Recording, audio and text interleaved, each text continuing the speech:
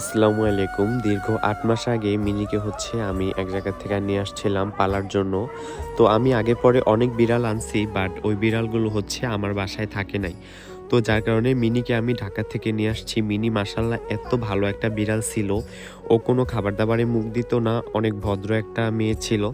তো আমাদের বাসায় আসার ৩ থেকে ৪ মাস পর মিনি ফার্স্ট টাইম হিটে আসে। ওই হিটটা মিনির মিস যায়, কারণ তখন কোনো মেল ছিল না, যার কারণে ও ব্রিডিং করতে পারে নাই।